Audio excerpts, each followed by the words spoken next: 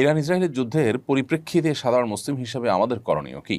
Iran ইসরায়েলের যুদ্ধের প্রেক্ষিতে শুধু নয়, বর্তমান জমানাতে অনেক ঘটনা প্রবাহ আছে, যে ঘটনা প্রবাহে আসলে আমাদের প্রপার কোনো ডিসিশন নেওয়া সবসময় ইজি নয়, বরং ধোঁয়াশায় পরিপূর্ণ এবং ফিতনায় পরিপূর্ণ। কিয়ামতের আগে আসলে ফিতনা এমনভাবে পতিত হবে, ধোঁয়াশা বিভ্রান্তি এমনভাবে ছেয়ে যাবে যে আমরা আসলে সিদ্ধান্তহীনতায় ভুগতে হবে, এবং সঠিক এবং বেঠিক সিদ্ধান্ত বের করে আসা, সঠিক এবং বেঠিক পথ নিরূপণ করা, এটা কঠিন একটা ব্যাপার হয়ে দাঁড়াবে। ইরান ইসরায়েল যুদ্ধের ক্ষেত্রে ব্যাপারটা অত জটিল না হলেও একেবারে সহজও নয়। একদিকে আমরা জানি যে ইরান, তারা আমাদের কেবলাকে কেবলা মানে, আমাদের রসুলকে রসুল মানে ইরানের শিয়ারা। অপরদিকে আমরা এও জানি যে শিয়াদের একটা গ্রুপ, তারা ইসলাম থেকে খারিজ হওয়ার মতো বিশ্বাস লালন করে।